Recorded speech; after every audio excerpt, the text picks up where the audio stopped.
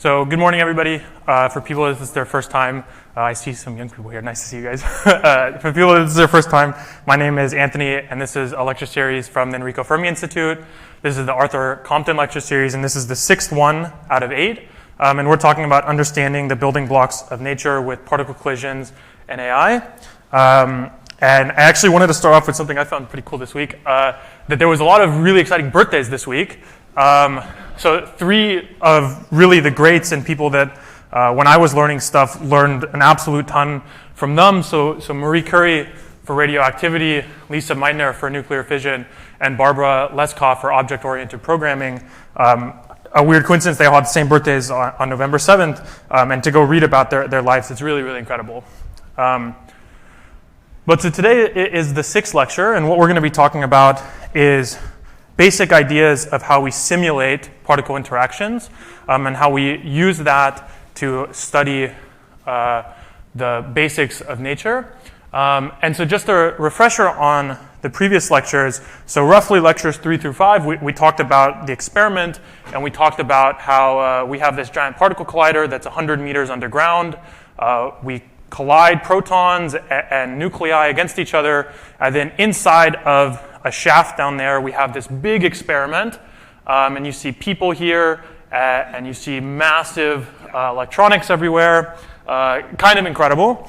And then we talked about how there's around 3,000 kilometers of cables that come from this experiment to a nearby room, and then we decide in real time what data to keep, what data to throw away, and then we analyze it.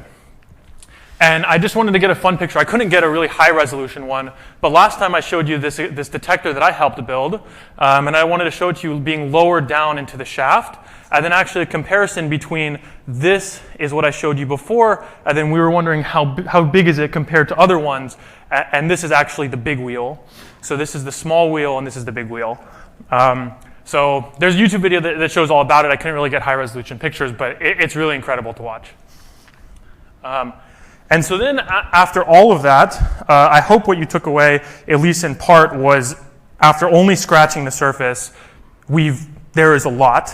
Yeah. I have a question about this wheel, called it wheel. Okay.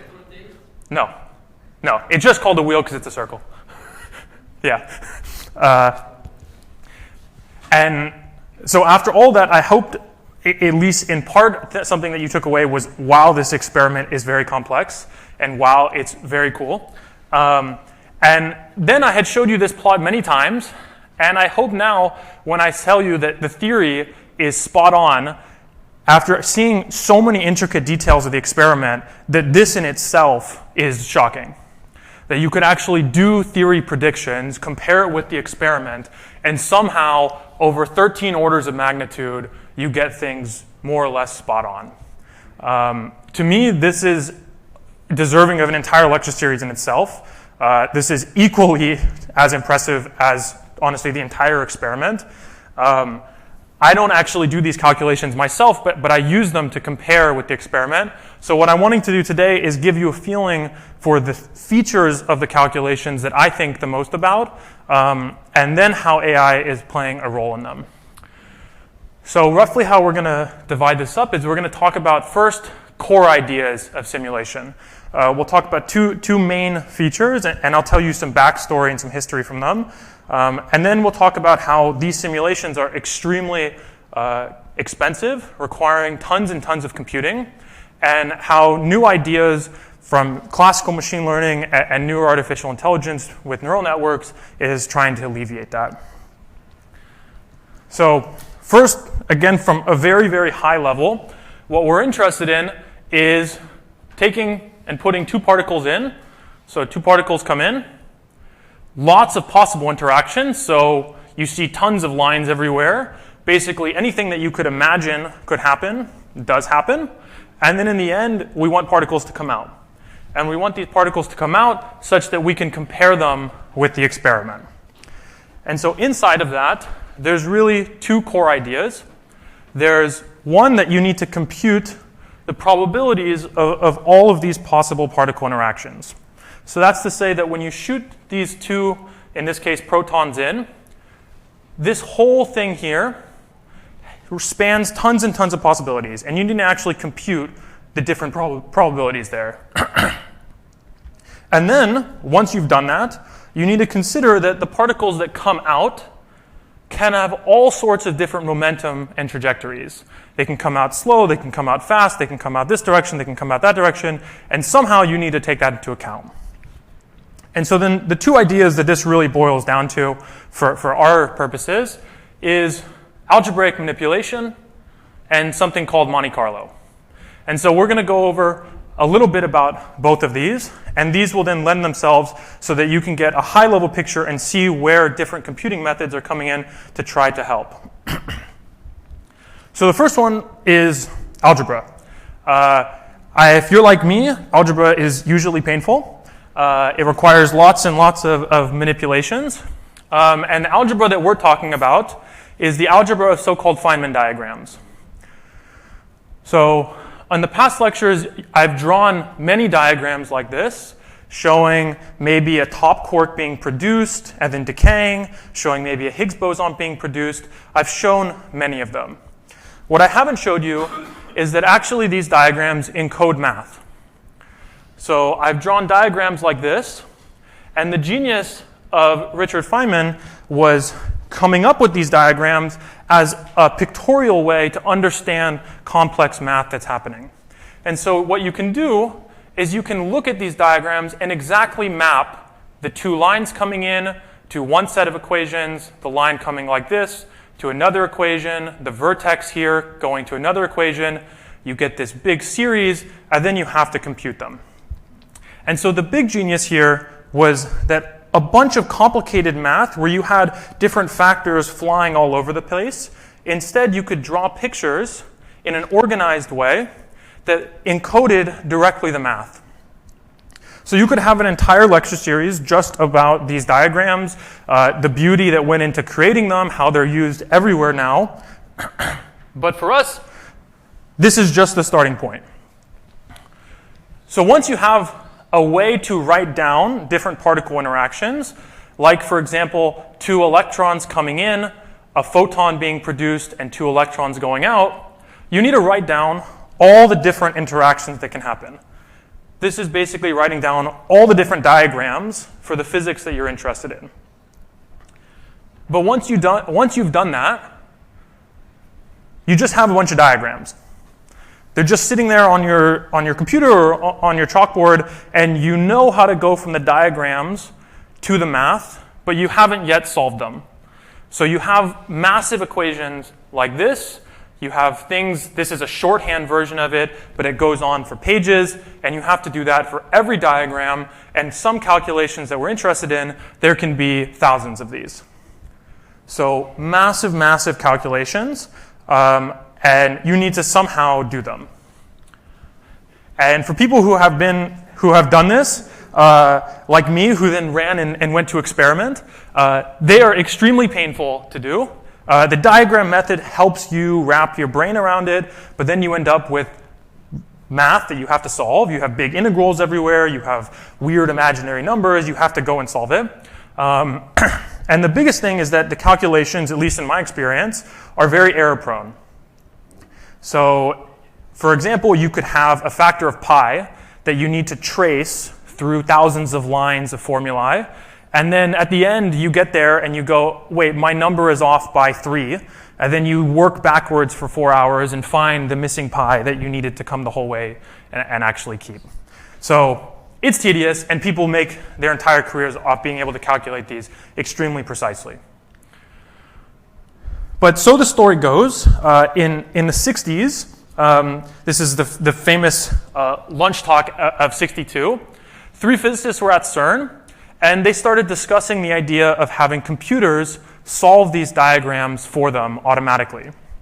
And just to appreciate, this is the 1960s, I mean, I for sure wasn't around in this time, but the computers were at this point were taking up whole rooms.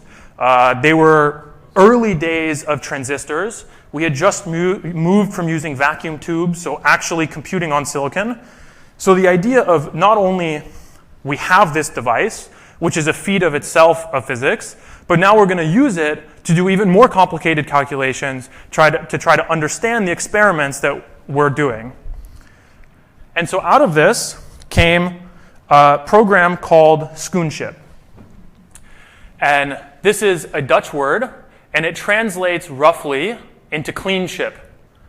And the idea that this guy named Tini Veltman had was to have a program that cleaned up messy situations. So clean ship. And if I just read from it, clean ship or Schoonship is a computer program mainly written in Compass for the CDC 6000 and 7000 assembler language. It is able to perform algebraic manipulations, which means that it deals with formulae rather than numbers. So this is, for me reading this, this is really incredible. This is not, I have a calculator and I want to multiply two huge numbers together. This is, I write some equation, which is a bunch of symbols, and then I tell the computer, use our version of math and automatically move all the symbols in the right place so that it solves the equation. And he went on to say, Schoonship is likely to help with problems that meet the following specifications. It must be long and in principle straightforward. Algebraic calculation. A computation can easily involve 100,000 terms. Massive. He was envisioning that the calculations that they needed to do were intractable for humans to do on a chalkboard reliably or would take in a person's entire career. And so using brand new technology, trying to do it automatically. And lo and behold, it worked. And so Schoonship was run on one of these early control data 6600 machines. And so the story goes, they went up to it, they did all the whatever programming you need to do that I've never done myself, set it up to run their code. And then he had a very daring student come named Te Hooft. So this was Veltman here, and this is Gerald Te Hooft here. And they came, and they wanted to tackle the problem of, does the standard model, which at this point in time was really just equations being written on a chalkboard to understand real-world phenomena, does it actually make predictions that are sensible? Can you use the predictions to compare with experiment? And at the time, they were finding that the predictions, in many cases, had infinities appear all over the place. Meaning, you would do the whole thing, and you would try to predict a number that's supposed to be, say, 2, and you would get infinity. And so the whole theory community was deeply pondering is where we're going with these ideas of quantum mechanics, special relativity, and quantum field theory. Are these just wrong? And so what they did is they took their ideas for how to compute these equations better. They put it into this computer with Veltman's code.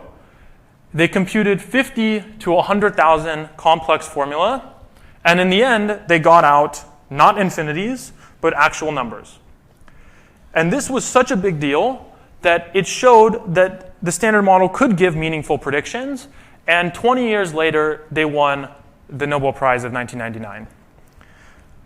And just an aside about this, a fun aside from being here, the theories that they were actually computing have deep ties to UChicago.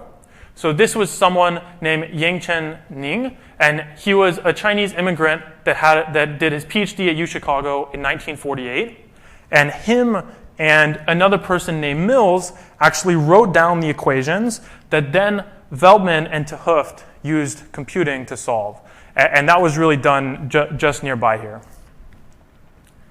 And for reference, what this roughly looks like, I had to go back many years to when I was in school and find a problem set. So there's some text here. What this text is not particle physics, but instead general relativity. So solving Einstein's fields equations, which is how the space-time morphs, and then you get impact of gravity.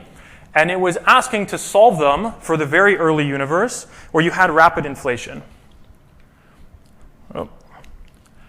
And so what that required is writing down some levels of equations and then putting it into a computer.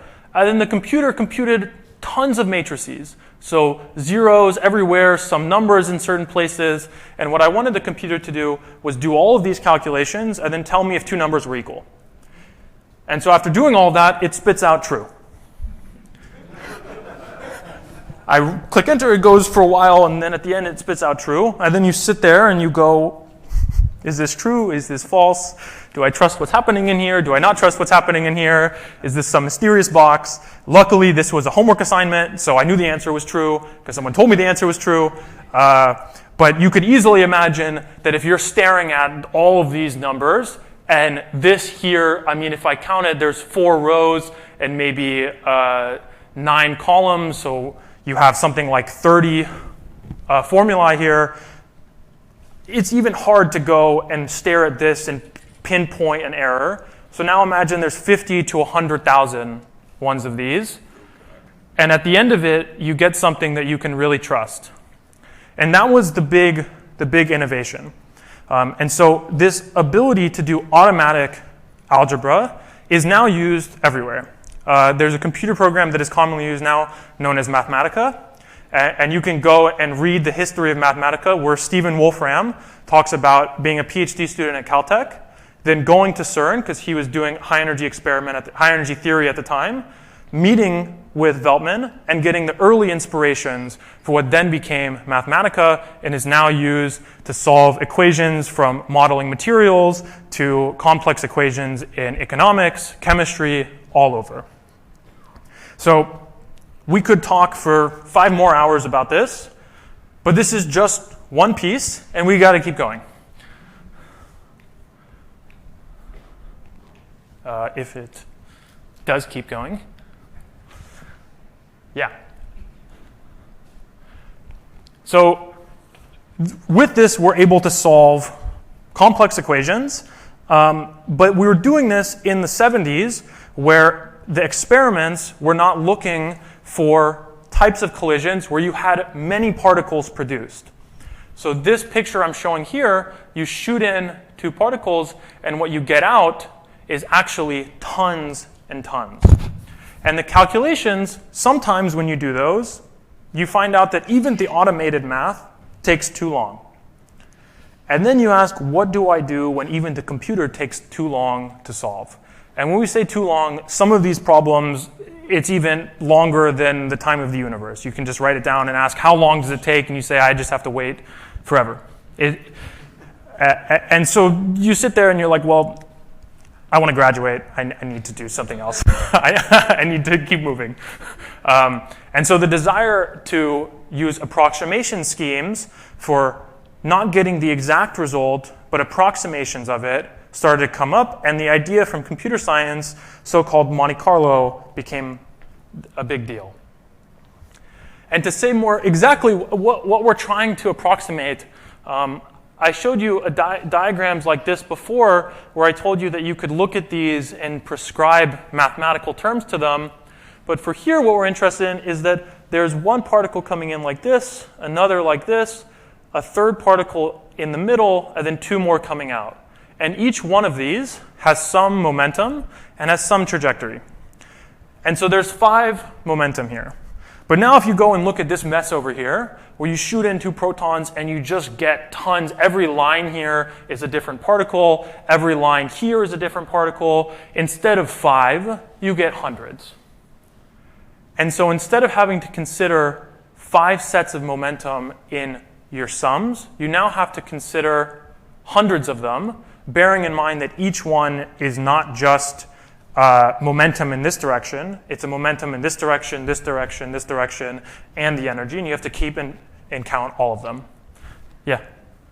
For your calculations here, so you've got 2 particles coming in, colliding, and you're creating these particles. Are you trying to say, I'm trying to figure out your input. Yeah. Are you kind of saying, I think this is what it's going to be, and I'm doing these calculations to see if this is equal to this, or is it, oh, I'm going to do this, and it's going to tell me what kind of particle stream that's going to come out? Right. Let me try to rephrase it and then tell me if I get it right. When we're doing these calculations, we shoot in 2 protons, and is what we're looking for a check that 2 numbers are equal, or are we asking for it to give us all possible things that could come out? Is that roughly? Both. Maybe more directly what I think the root of it is really keep in your mind when we say simulating, we've come up our just chalkboard a version of the world, which is these set of equations. And that version of the world need not explain the world around us. It's just living on the chalkboard. And so then what we want to do is take that version of the world and compare it to our version of the world. And so comparing the two numbers, there's the prediction there, and then there's the real experiment. And so those are the two numbers that you want to compare with. But then you also want to do, remember we said that we're shooting in protons and there's some probability space for things that will come out.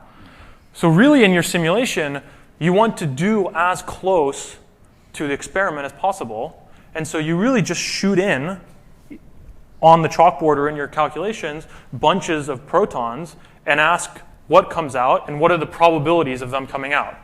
Because in the end, what you're comparing is just how many times you count something in the experiment. It's just really important to keep that in mind. All of these details of the experiment, in the end, we just say, I saw 10 of these. I saw 5 of these. I saw 20 of these. And that probability is what you're comparing to with theory, the relative occurrences of them. Okay. Yeah. Would it be useful to consider a billiard game where you are knocking balls with one ball? Mm-hmm. Okay? And you know the initial energy, and you know the direction, and you know these balls how they are set. And in this case, you develop an algorithm to predict after the impact where every ball will be and where it goes. Yeah. And if you build an algorithm to verify these things, and you find that the algorithm really predicts for the billiard, okay? In this case, you get really high confidence that your algorithm is correct and Yeah. right. Yeah. And then you can develop it to higher number and go in that direction. Yeah. Would that be useful? Right. So the question was, for people who couldn't, is everybody's, I'm sure, played the game billiard balls where you shoot in a ball and then it hits a bunch of other balls and sprays out. This sounds a lot like what we're doing. We shoot in two things and then we get a spray out. Would it be useful to first simulate that, check that the methods are working, and then go to higher energies, consider things like this? The answer is yes, and people did do this. But then the important difference is you could explain all of the billiard ball math with classical mechanics, and you don't need to consider any of quantum mechanics inside of it. And once you start considering the details of quantum mechanics, then you run into all of these additional complications.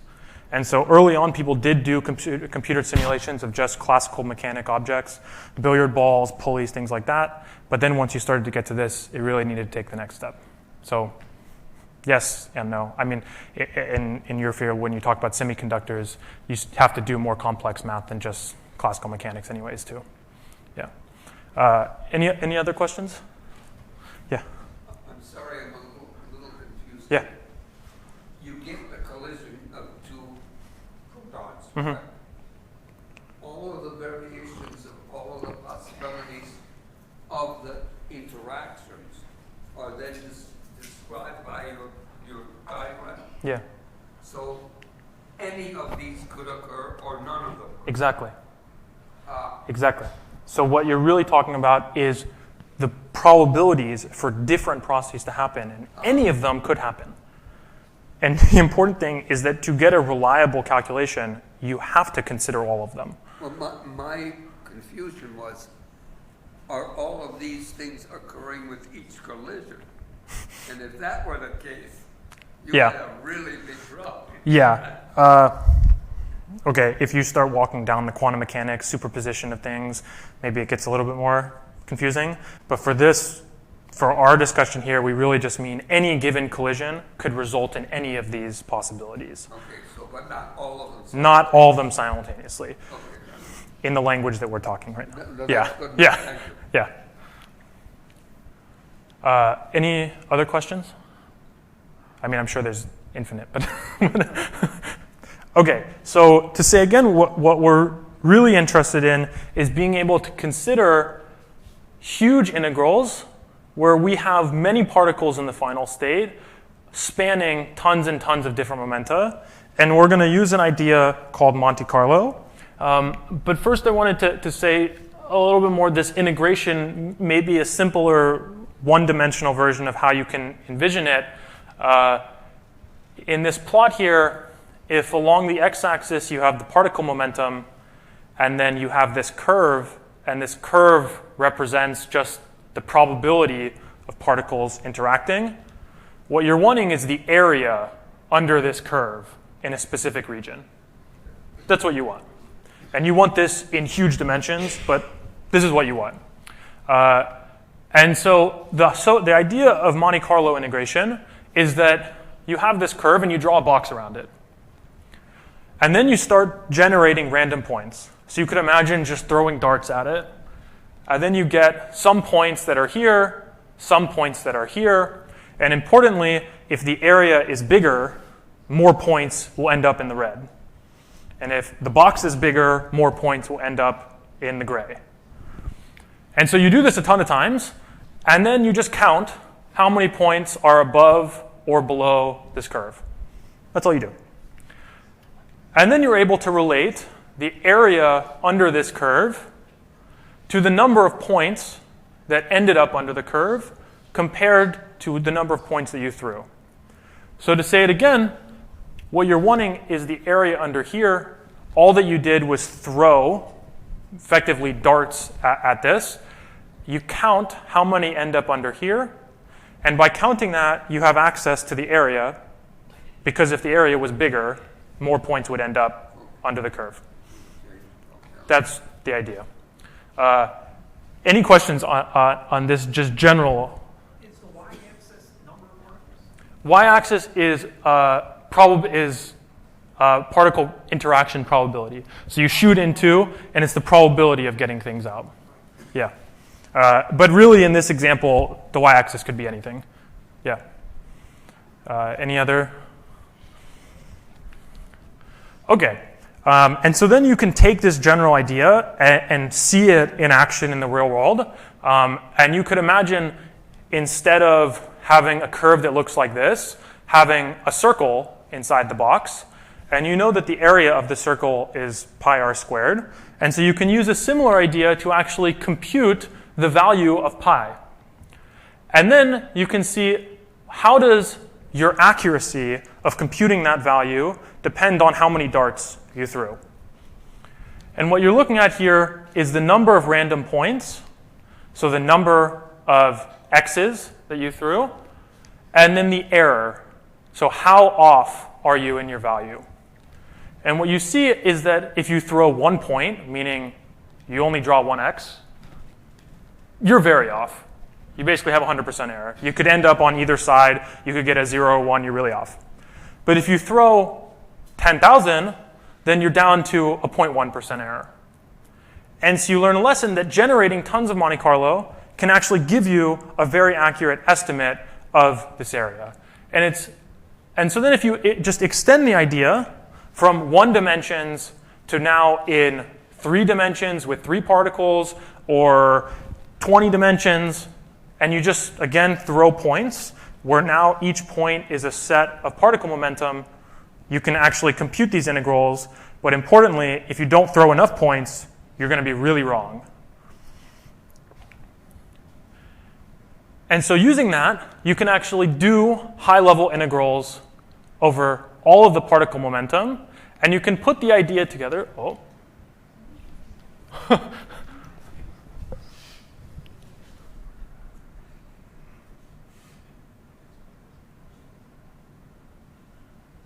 Maybe.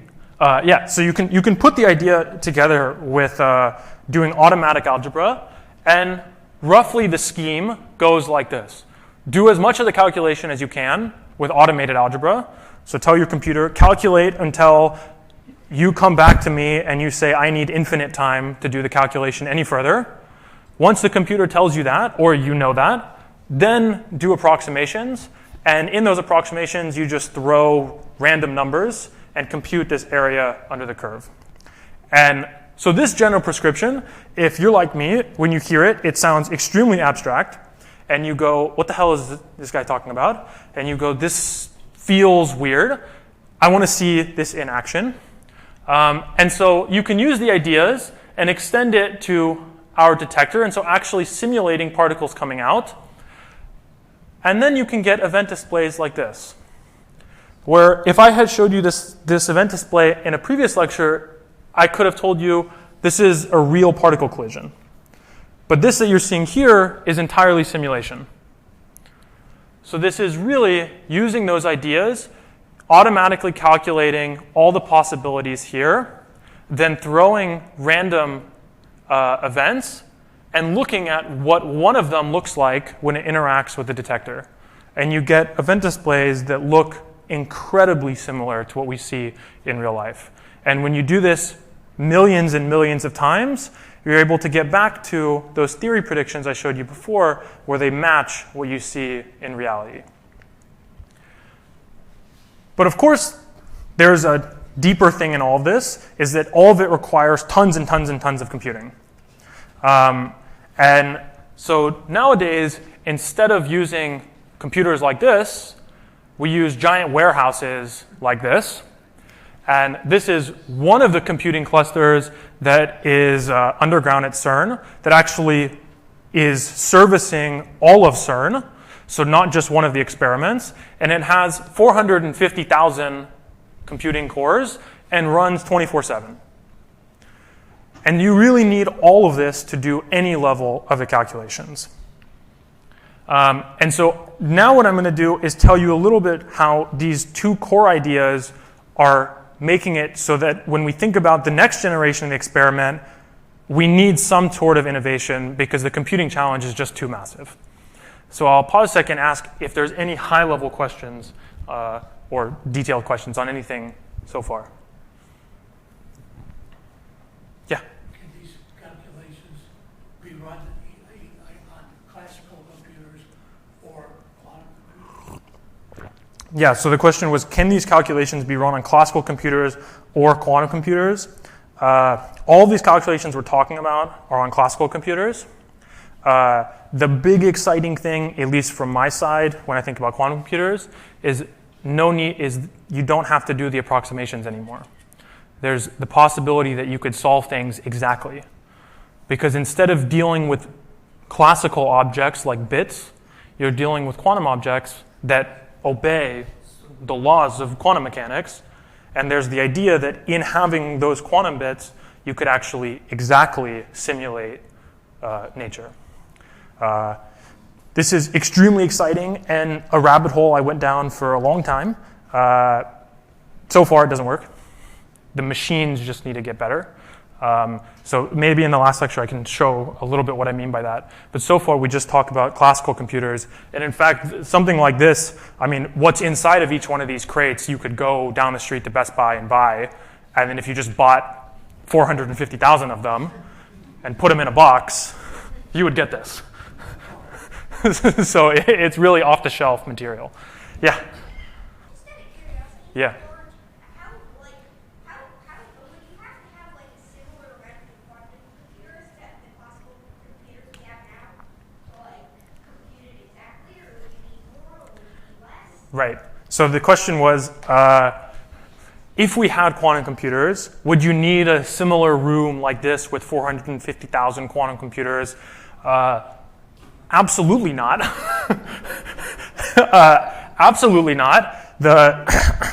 Okay, I'm not in the field, so I can't say exactly, but the story that I've heard is that you could do it with one. Like even with the exact calculation? Yeah. That you could do exact calculations with just a single quantum computer. Yeah, I have that reaction too. Yeah, that exact reaction is exactly my reaction of, yeah, well, maybe. So far, the things that I've seen when you go and look at the ideas that justify this statement, they seem sound. Actually getting a device in reality that does that is a whole nother level. Okay, but so I wanted to do all of this because there was another version of this talk that I could have given where I just jumped to this section and told you we did tons of simulation and it's taking all of our computing. But then you wouldn't understand the areas that are taking a lot. And so when we think about the next iteration of the LHC, when it turns on again in 2030, the number of simultaneous collisions will go up from around 50 to 60 to around 200. And what that will cause is events where you have 200 collisions simultaneously happening and the whole detector lit up like this. And so that era will be characterized by needing more simulations that can handle simultaneous collisions, detectors that have more channels. Remember a few times ago I said that currently our detectors have on the order of tens of millions of electrical channels, but when we upgrade, we'll go to billions. And so when you go to billions, the simulations also get more complex. And then all of this together, what you're wanting to do is study rarer and rarer processes. What does studying rare and rarer processes mean? It means that when you want to compare it with theory, the theory calculation gets even harder. You're asking for more and more diagrams that you need to compute, more and more algebra that you need to solve, everything orders of magnitude up. And you can ask, how much CPU hours, how many computing hours do you need to handle this? And so this was a projection made a few years ago, where along this axis, it's the year, and along this axis, it's the annual CPU consumption measured in years. So measured in, you run this core for an entire year. So that's the units here. And the different lines here are, one, the solid line is our computing budget. So either with a sustained model where it sits here just going up with inflation, or you have an increase of around 20%. This line here is with what we currently have available. And to put into context, a number like up here is the equivalent of running 250 to 500,000 computers all year only for this experiment. So that whole complex you saw at CERN that was underground that had 450,000 for everybody, instead you do that whole thing times a little bit just for us. And there's 4 of these experiments, so you need to do it for each one. And then on top of that, there's a new experiment being built at Fermilab that will need similar computing. And then there's another telescope that's being built in Chile that will take pictures of the sky for 10 years, and you'll need similar levels of computing. And so you all of a sudden need enough computing for the whole world just to do 5 experiments. It's insane. And so what have people done is they've tried to make predictions for how much R&D do we need to do to actually meet this computing challenge. And so it's a little hard to see, but these triangles that are facing upwards, which is this, is if we do conservative R&D. So roughly speaking, we're physicists. If we just go to computer scientists and ask, what are the new technologies you guys have cooking, and then put it inside, we get some conservative estimate. And then if we have an aggressive estimate, we're all the way down here, where in there, we really take our numbers and divide them by 2 all over the place and just say, can we reach this in theory? And you see that really only this aggressive number gets within the computing budget. So you really need something big. And if you look at the breakdown for where all of this computing is going, this is a pie chart that shows in different colors how much goes to each process. And this whole range here is just for doing simulation. So 60% of computing goes only to simulating. To emphasize, processing all of the data that we produce is 7%. So 7%, and we do something like 8 times that just for simulations. And this number will grow even more when you need more and more simulations that are even more accurate. And so the thing I wanted to highlight in here is the comparison between this slice here, which is so-called full simulation, and this slice here, which is so-called fast simulation. And so it's this cyan versus this green. And this, all of this these two are doing is different ways of taking particles and running them through a detector model. So you have your physical detector, you've made a computer-generated version of it, you shoot particles through it, and you ask for it to replicate what's really happening. And when you do that, all of the exact same ideas that we talked about from algebraic manipulation, you have to do that. You solve differential equations, you deploy mathematical or other things to do that, and then you do Monte Carlo, because as the particles move through the detector, these are also particle interactions. And so there's also random processes that happen, and there's tons of them, and they're intractable, and so you then need to use Monte Carlo to do that too. And so the idea that is inside of this fast versus slow simulation, really relies on our calorimeters. And to show you a picture of what we're really talking about, inside of the detectors, we make measurements of particle energies by when they traverse, we have material that causes them to shower. So for example, this here is a photon coming in, and then because it's interacting with this type of material, it produces an electron, a positron, and then those produce more electrons, more photons, and from measuring that shower, you actually get a handle on the energy. And you can also do this for, instead of electromagnetic interactions, hadronic interactions, where you have, say, a neutron coming in, hitting a material, and then also creating a shower.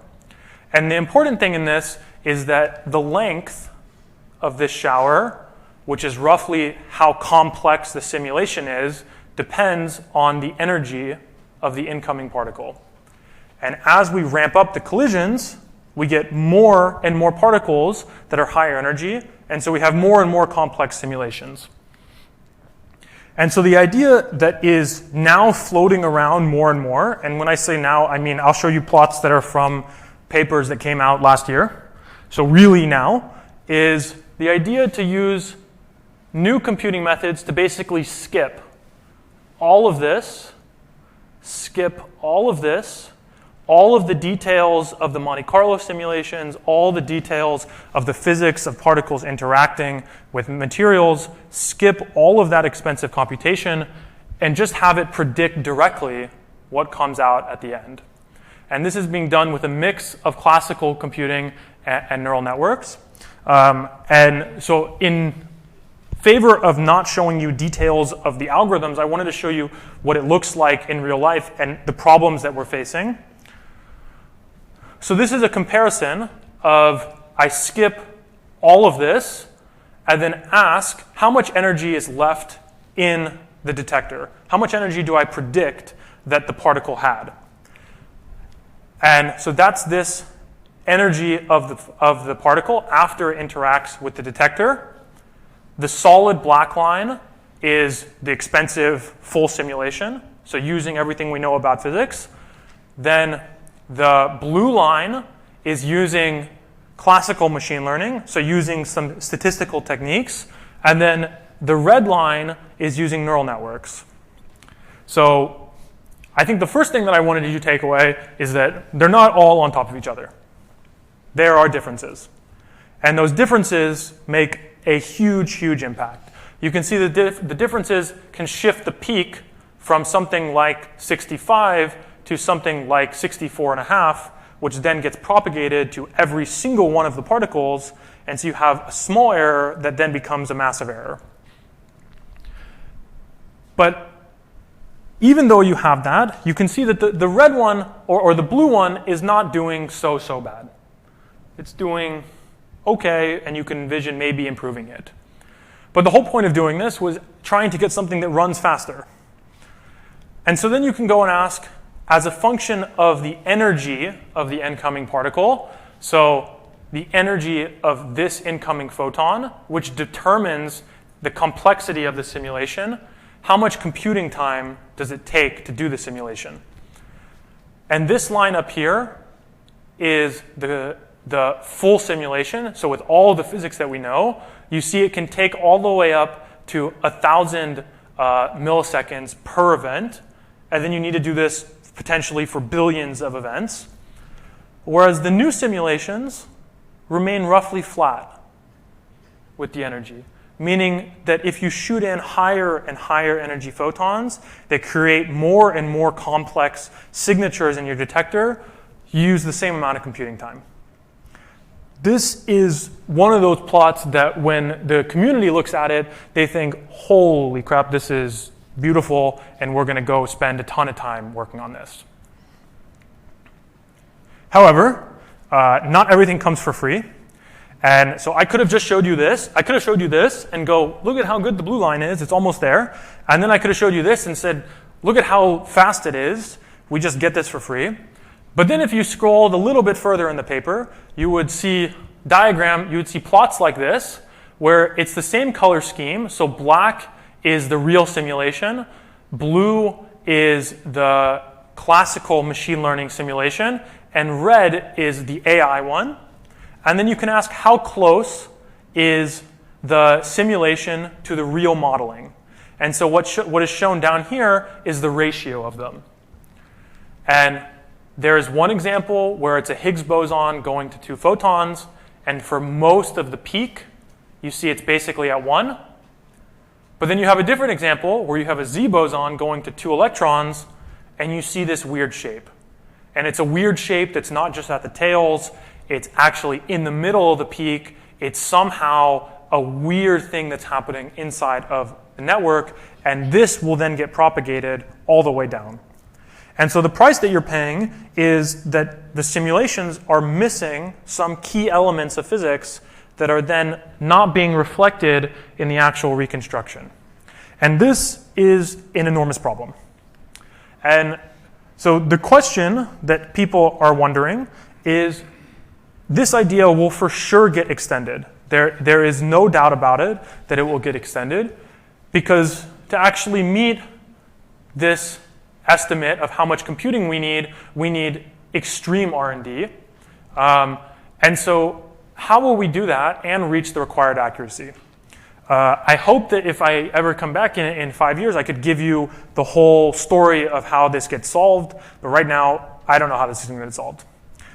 This is really, really confusing. Because just to emphasize the challenge here, you have one algorithm, or a set, that is supposed to do all of the complex physics for different particle species too, different types of detector components, the whole experiment. And somehow you need to get all of them working together to predict 13 orders of magnitude of measurements. So I don't know how this is going to get solved, but for sure the 2 core ideas of doing algebraic manipulation, that will get sped up, because we'll need to compute more and more of these Feynman diagrams, because more are needed to get more accurate theory calculations. And then second, we'll need to speed up these integrals by doing Monte Carlo techniques, potentially with machine learning. And so now I wanted to tell you a little bit about next time, and then I'll pause and I'll stay around for as long as people want for questions. So kind of what we have talked about so far is, if I walk through, we had an intro where we talked high level about particle physics and doing lots of collisions. Then we talked about 7 open physics questions. Then we shifted our brain from the big physics questions, dark matter, antimatter asymmetry, to the details of the experiment, where we saw how you actually convert one of these questions into a discovery, which was the Higgs boson for us. And then we went through 2 more lectures about details of the experiment, so particle identification and triggering.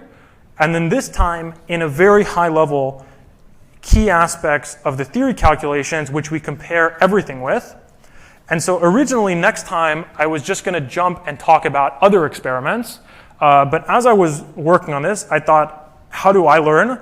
I would love to then have a refresher of kind of everything in a new example, where you take all of the core ideas, and I'll take a paper that just comes out of CERN and see how you can already, with what we see, basically walk through the paper and understand the frontier of research. So that's what we're going to do next time. And then topics of future experiments and future ideas, I'm going to push to the last lecture. So I'm hoping that will tie together a lot of ideas. And so I think we're nearing the end, and I want to save 10 minutes for questions in case people have any. So thank you.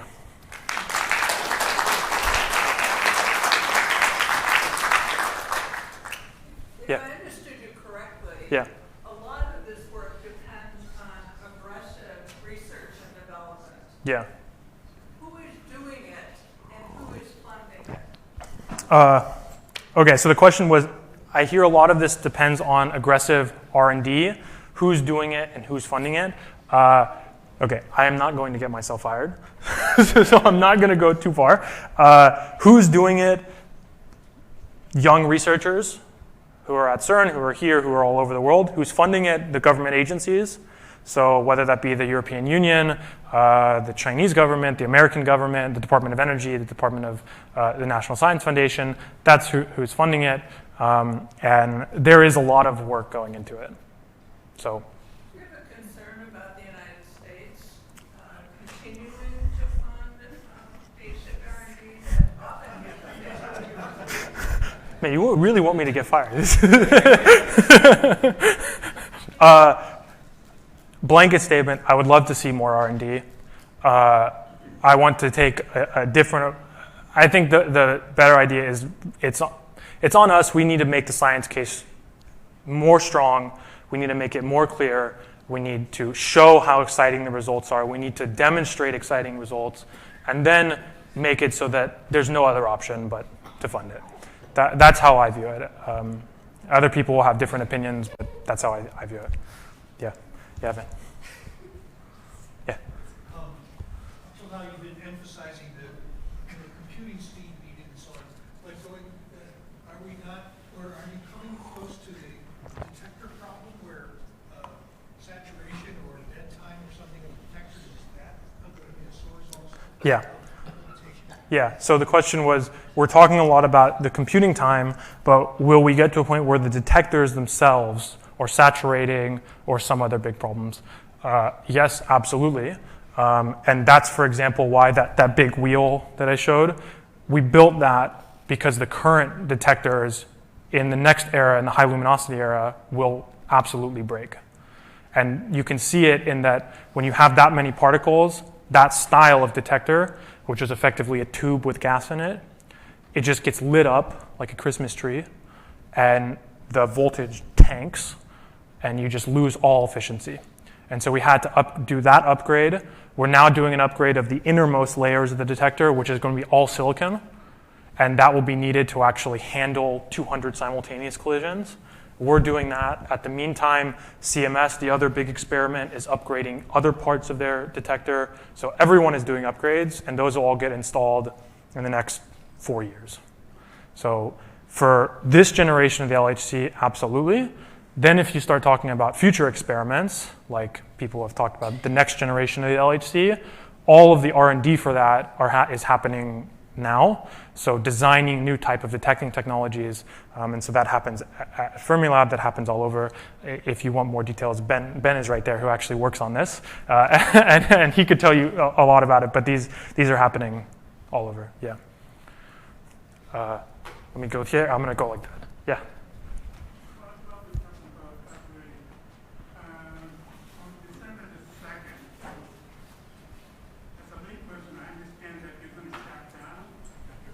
Yeah. What happened during that period? Yeah. So the question was, I hear on December 2nd we're going to shut down. What happens? Do we just turn it all off and buy? No. Every year we shut down around the holidays. So every December, I'll say more than that. Europeans like to take time off. and so we shut down for like a month and a half. And that goes from December up until sometime in January. And so CERN is completely dead, basically, during those times. That length of time has actually gotten bigger because of the energy crisis that's happening in Europe. Because of the wars that are happening, we've had to cut the amount of time that the LHC runs. So a combination of those leads to this December 2nd number. And then it also, if you were there, you could go down when the LHC turns off and do a tour of the underground and see everything there, because everything will be off. But then we'll turn back on mid-January, end of January, something like that. Yeah. Thank you. Yeah. I think you had, yeah. You kind kind of touched on it. Yeah. Does all of this computing and put a big demand on our electric grids wherever? Yeah. And also, is this computing spilling over into the social science, economic sciences, medical sciences? Mhm. Do you know much about that? Right, so the question was, all this computing, one, is it putting a strain on the electrical grid? And then two, is this computing also spilling over to other fields? One, yes, absolutely, it's a megaton. Not just for this style of computing, but to actually run the LHC, like to turn on the magnets and have them running all year, takes a ton of electricity. So there's a whole process of the EU approving how long things can run for, turning things down, so yes. In terms of using it in other fields, social sciences I probably know the least about. I'm just more of a math guy. But other fields, I mean, basically every university is building massive computing clusters because every field is going to have explosions of data. And you're seeing the field that is one of the oldest fields, and in being one of the oldest fields, has more sophisticated experiments that produce large data sets, but all of the other fields are soon producing similar sized data sets. We just have the pleasure of getting there first and dealing with all the problems first. Yeah. Yeah. Are there any new types of math being developed to solve these problems, like in the course of that, and that maybe specifically with computers or not? Yeah. So the question was, is there new type of math that's being developed to actually solve things like this? And the answer is yes. One of the cool ones that people talk about more and more now is these Feynman diagrams that we had talked about are an idea basically from the 50s, the 60s. But is it possible that we'll move past them into a new way of computing these type of interactions? And so people really on the forefront of theory are devising new ways to do these that, to be honest, are way above my pay grade. And it's math that I don't really understand, but they're actively trying them. And it's a really important question because it's something I didn't show you about that algorithm Schoonship, and then they won the Nobel Prize for it, is that half of the Nobel Prize was for having this computer doing that. The other half was coming up with a theory innovation for how to do the calculations better. And they did some crazy thing where instead of doing calculations in our dimension, 4 dimensions, they did it in 4 plus some small number, got integrals that converged and then went backwards. It was this whole thing. And so, yeah, people are actively trying stuff. It's really cool. Yeah. Yeah, and then I'll come. What's a bigger problem? The storage in the future or the computing power, the speed of computing power? Right. So the question is, what's the bigger problem, the storage or the speed? I don't know. The storage will probably become a problem. I don't know how much we're going to get better at compressing data. Like if data now takes 2 megabytes per event, maybe one day it'll take less than a megabyte. Maybe it'll keep going down. And so maybe that'll get better. The computing for sure will be a problem. Storage, naively, I want to just say we buy more hard drives. But at some point, you just have a warehouse. And I don't know then. So I don't know. Someone, maybe Ben could tell you a better answer, but I don't know. Yeah. You know, these Feynman diagrams that you had the algebraic expressions for. Yeah. Feynman got those from intuition, or did he do it like solving the wave functions for the individual particles, things like that? Yeah.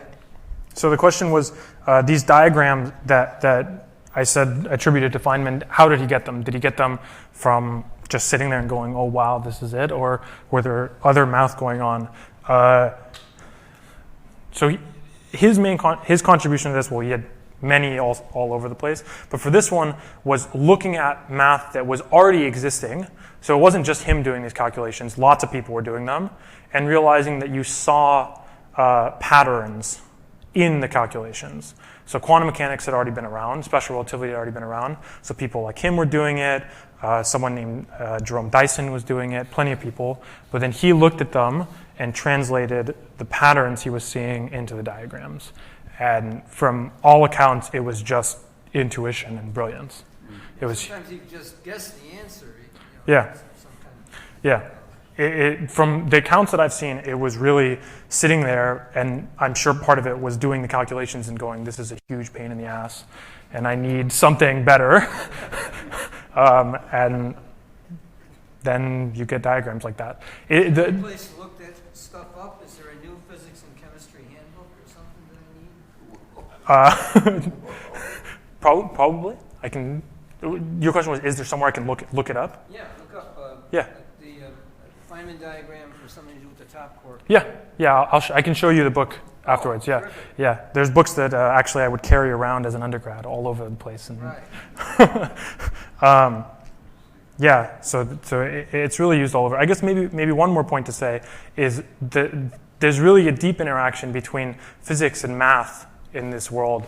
There's also some history that you can go and look at where people were drawing diagrams that looked similar in pure mathematics. And a lot of people in these early days of quantum mechanics, there was people who were moving back and forth between physics and math. And you can see in graph theory and things like this, diagrams that look kind of similar. And there's an overlap between them. So even now you see diagrams moving back and forth between the fields. Sort of like Riemannian geometry was developed and then was Yeah. used by general later. Yeah. And then I think, did someone have a question around here? Okay. Yeah. I guess I'm sticking with algebra. I'm a layperson to begin. How does Paul Dirac thinking here? Yeah. So the question was, how does someone named Paul Dirac fit in here? You could say that he is everywhere in here. If I go, I wonder if you can even see it in. Do you see them anywhere in here? Okay. Well, Paul Dirac, he was the first person to write down the so-called Dirac's equation that made the first prediction for antimatter. So having electrons at the point in time when he wrote down the equation, he combined quantum mechanics and special relativity, and out of that saw that you needed to have the positron, the antiparticle of the electron. So he made the first prediction for that. And then in these equations, something that I didn't include in here, but there's actually these things called gamma matrices, which are these big matrices, and they're named after him because he had such a big impact in these calculations. Yeah. Did you want to say anything briefly about AI today, and you got any word on NVIDIA on its earnings in 10 days?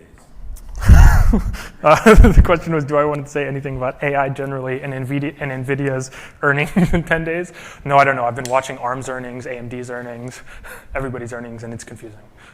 Why? Do you have things to say about it? No, I have no idea what was going to happen. But if you know, then tell me afterwards and don't tell me now. Yeah. I was just wondering about the computations that are being done for Bitcoin and the computations that are being done for this and the energy that both Google, they're talking about starting nuclear reactors to power these things. Yeah. I was just wondering how this all compares. Right. Are people still doing big Bitcoin mining now? Is that? Is that?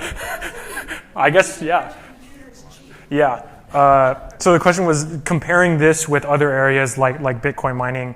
I don't know if I don't have a good number off the top of my head for Bitcoin mining, but when you talk about like doing large scale trainings, I mean, I think what was the report that Twitter, they installed a new computing system that was 100,000 GPUs, which is much more, honestly, more powerful than our computing cluster. And if every single company, every single science experiment is going to install one of those, yeah, that's when you start talking about needing nuclear reactors to power stuff. It gets intense. Yeah. At least this might actually improve the nuclear reactors. Yeah, maybe. Okay, well, if there's no other questions, I'll stick around for as long as people want to talk. But thanks a lot for coming, and yeah.